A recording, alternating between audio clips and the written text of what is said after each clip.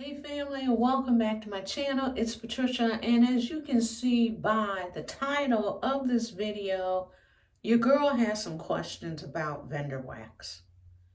Okay, so y'all know I'm a Scentsy consultant, but every once in a while, just like a lot of other consultants, we dibble dabble, tiptoe into vendor wax for whatever reason. Either Scentsy isn't providing something that some people feel like is needed.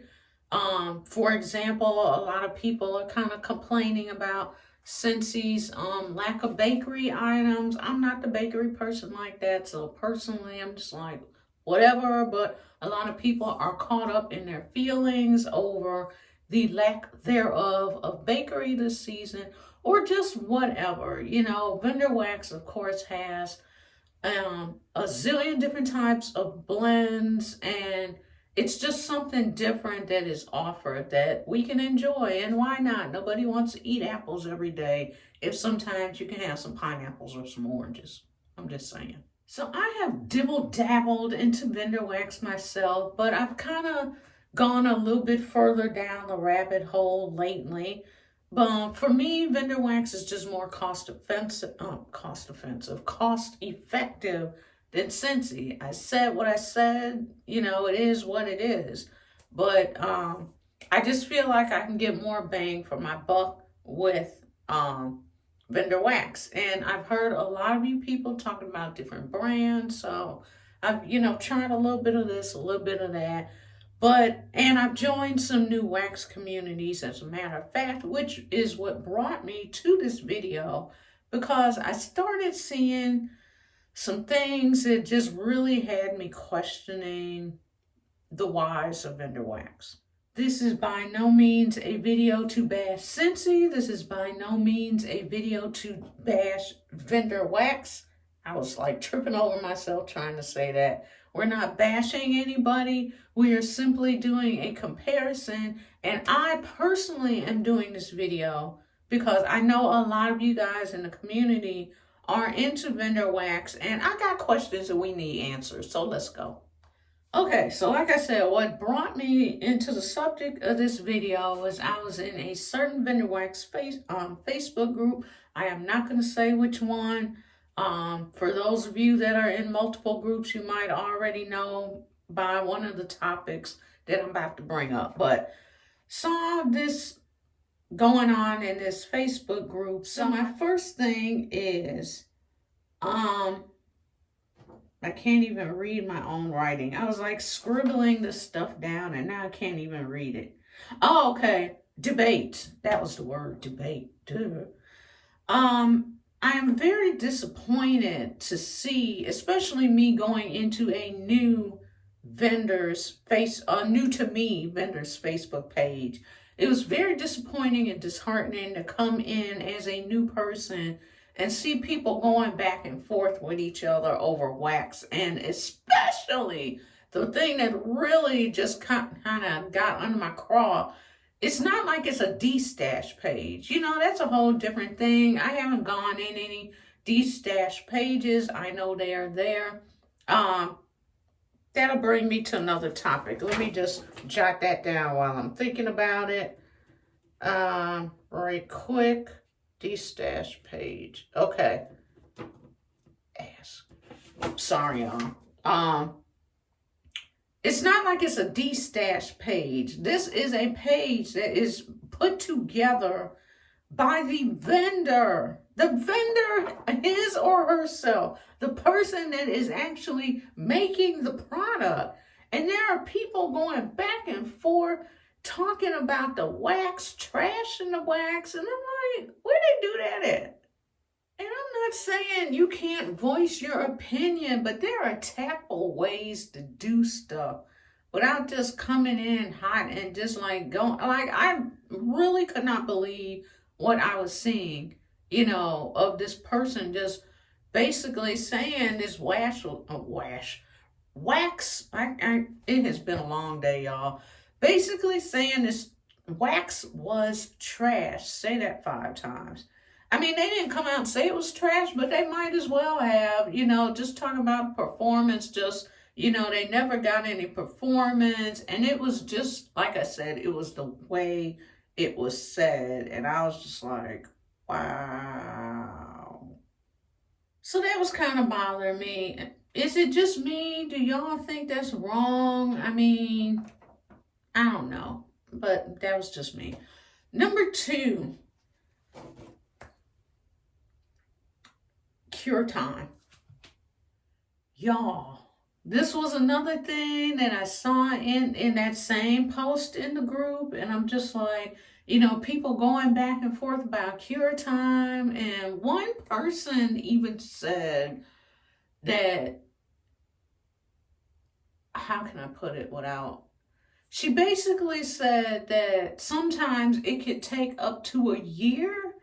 And I'm looking like, who got time to, unless you are just really, this is what you do, this is all you do. Every payday we buy on wax, which I know there are a lot of people that do that. Maybe you have just mountains of wax stacked up. But my thing is, who got a year to wait for wax? And is it just me? Because like I said, I'm not coming on here trying to shame or shade folks or whatever. This is me being still a newbie to vendor wax.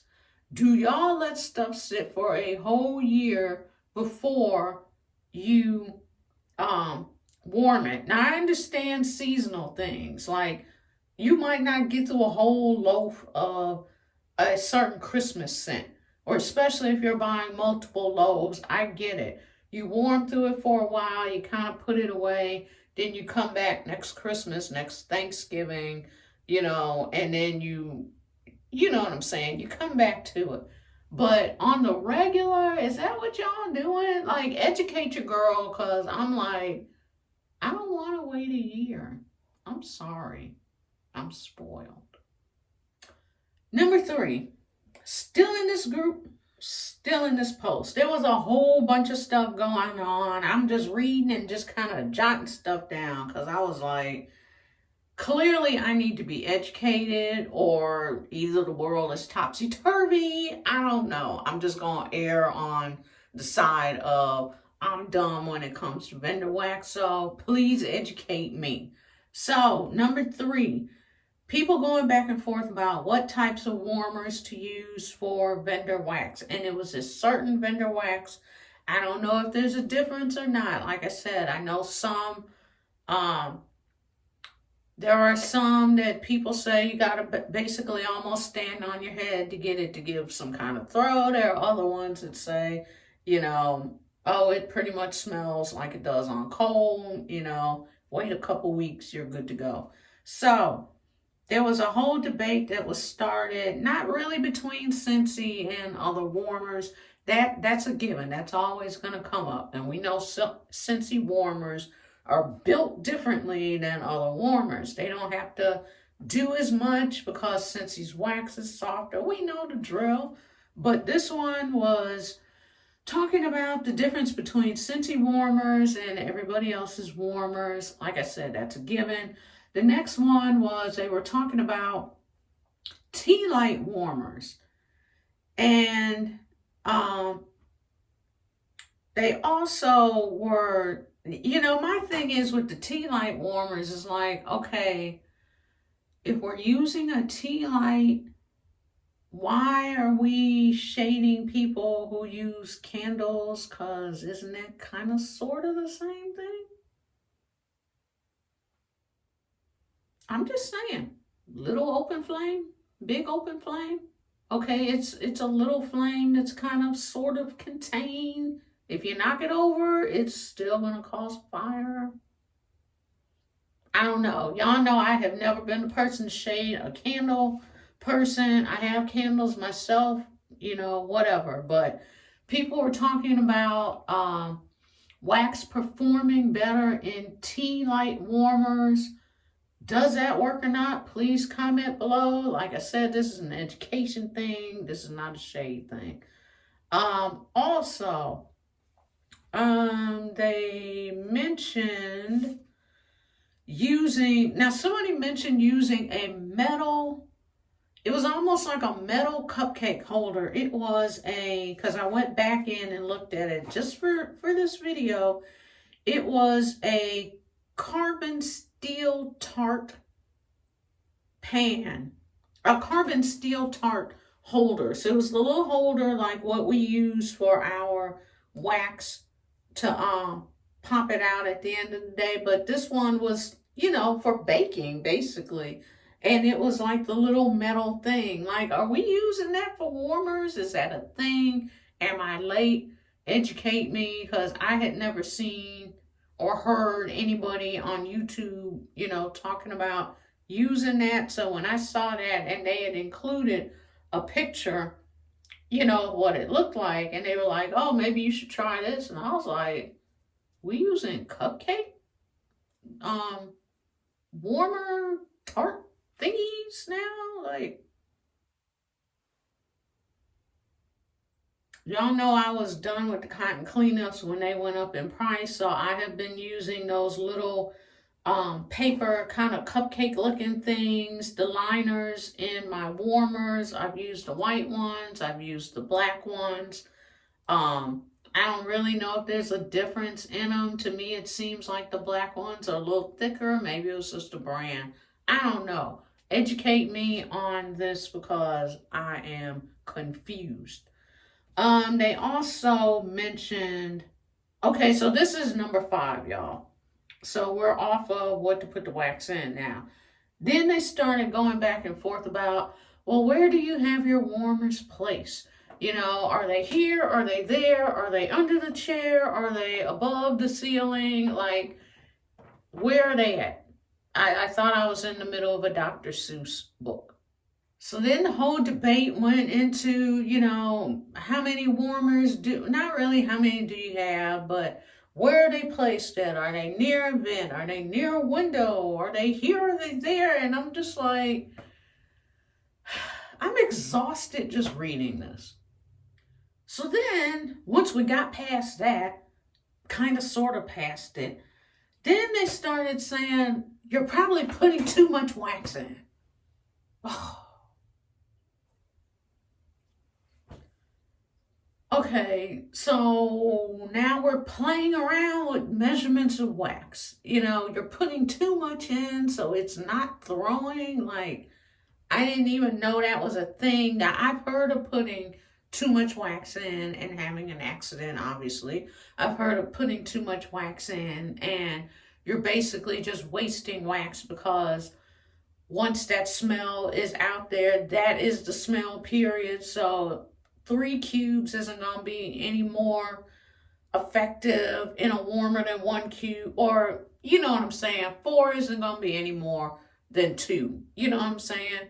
I've heard that over and over again, even with Scentsy wax. It's like, the 2 will do you, keep it pushing. We don't need to be putting 4 cubes of wax in a warmer. Like, just because they say you can, you don't have to.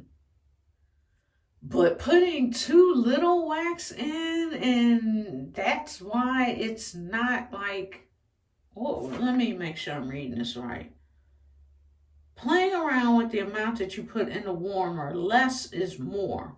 So putting too much wax in is not going to give you good performance. I personally need somebody to explain this to me, because I don't get it. I don't understand it. I'm not trying to understand it. My brain is tired, y'all. So help your girl out. If you have heard, if there's a rhyme or reason to this, and I'm guessing this is a vendor wax specific type of thing, because I have never heard of that before. Other than, like I said, with Scentsy and them saying, you don't really need to do 4, just put 2 in, keep it pushing. Is that the same thing with vendor wax? Is that what they're talking about? Let me know. Okay, y'all. And lastly, the thing I jotted down in the beginning, de-stash pages. Do you guys use them? Are there trusted sellers like in other things, like for perfume and your other pages that you go on to try and buy stuff on the low? Do you go into a de-stash page? Do you do like your research,